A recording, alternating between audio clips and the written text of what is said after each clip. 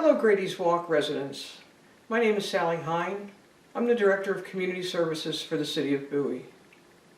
We had hoped to be meeting with you in person to discuss the Gradys Walk street tree situation. As most of you know, having lived there for many years, the Bradford pears are a beautiful street tree. However, we have found that over the years the Bradford pear becomes a structurally unsound tree with brittle branches and shallow roots.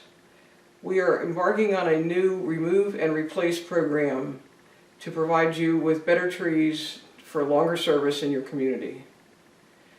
You received a letter in early March that outlined the plan and gave you specific details. Rick Kellner, the city forester, has devised a plan to do this program over a period of 3 years. First, we will remove the trees that are planted along the street, that's your right-of-way trees, and then they will be replaced with new flowering trees. The 3 trees that have been selected for your community are the crepe myrtle, the Yoshino cherry, and the Kwanzan cherry. All are beautiful flowering trees.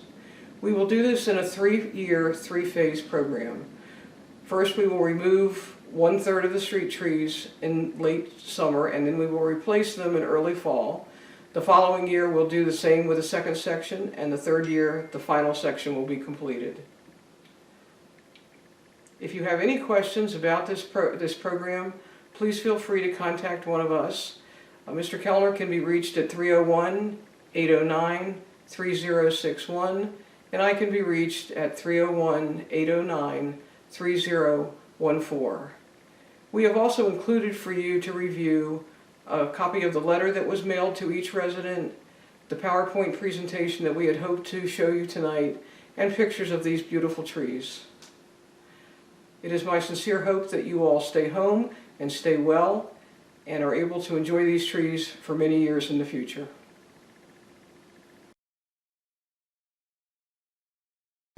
Hello folks, this is Rick Kellner, Community Forester for the City of Bowie. Thanks for the opportunity to share this presentation with you regarding Bradford pear and other cultivars of pears and the issues and concerns surrounding them. As you can see, these pears, these flowering pears, are not native to North America. They're native to China, and that they were first encountered and used to help develop a resistance to fire blight disease in the early 1900s. But in the 1950s, it was also discovered that this thornless tree could be used for rootstock for nursery sale as well, and one particular one was named the Bradford pear for Frederick Bradford, and they were promoted in a very big way across the U.S. First planting of any consequence being in College Park, Maryland, which is not very far from the plant introduction station that they were cultivated in. So the biography of this tree is such that it is a large tree, grows quite quickly, and is very tolerant of all kinds of adverse conditions. And it is quite hardy throughout most of the United States. Most of you know that it is a beautiful tree when it is young, especially with its creamy white flowers, its very brilliant fall color, yellow, orange, purple, grows fast, and grows consistently up and down the street, so it makes a great street tree. Lifespan's kind of short, 20 to 30 years, and as importantly as anything else, it is highly invasive, and we'll discuss more about how that has occurred. What is the big problem with Bradford pears? And it's not just one. The branching on a Bradford pear is a real problem. It's kind of brittle to begin with, but most of the crotches of the tree, the unions of the tree, are weak and narrow, and they have a very high potential for failure, which we have seen historically in the past 50 years in a significant way. That's partly also because of grafting failures and budding failures. You can see that the unions on these trees are not always very healthy either. They also have issues regarding lifting sidewalks. They're kind of shallow rooted in many cases, and in some cases we've also discovered that they will penetrate sewer pipes, which are both very costly repairs for the city. Lack of diversity when you have a community like Gradys Walk and some others such as Fairview, when you have really one kind of tree throughout, that it can become a real problem if a disease or an insect shows up. We've experienced this most recently with ash trees and the emerald ash borer, and many of you will remember how big a problem it was where elms were planted all over the U.S. and the Dutch elm disease came in and killed large numbers of trees up and down the streets where no trees were left and had to start from the beginning. So diversity is kind of an important thing. And these Bradford pears, like many trees that come from someplace other than North America, have little value for wildlife. And that's a significant thing in the big picture. Now, the issue of invasive trees coming up in open areas all over the area is very significant. When Bradford pears were crossbred with other Callery pears, they became what is known as a super invasive. In other words, anywhere there was an open area along major highways or farm fields that were laying fallow, they just came up in huge numbers. I live in Anne Arundel County, and we have so many areas that are overrun with these Bradford pears. And again, they're not pro wildlife, native wildlife at all.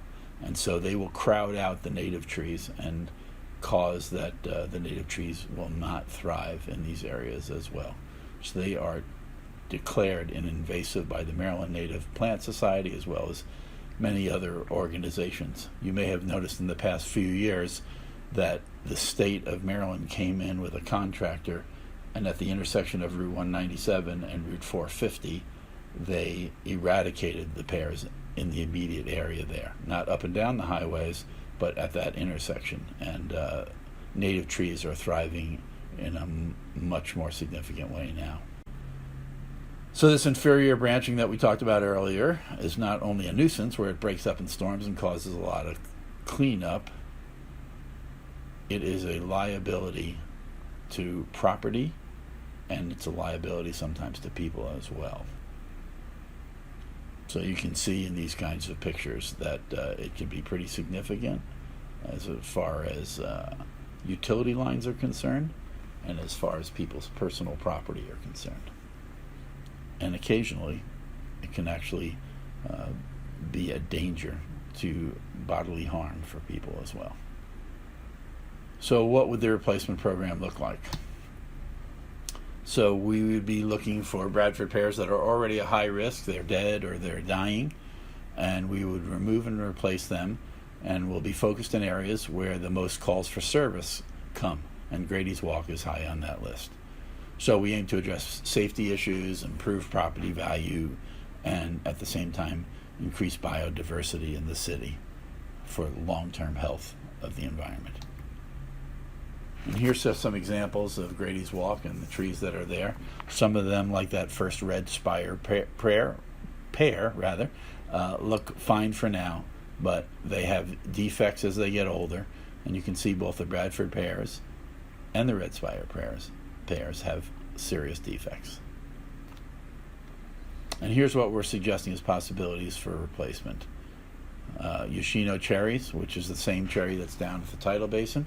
Quanzon cherry, which is a double flowering cherry, which blooms 2 or 3 weeks later than the Yoshino cherry, and a summer bloomer, crepe myrtle, which actually comes in many colors. So, we did our research, and we have lots of experience, and here's some of our resources, and we are open to questions. Thanks very much for your attention, and we look forward to serving you.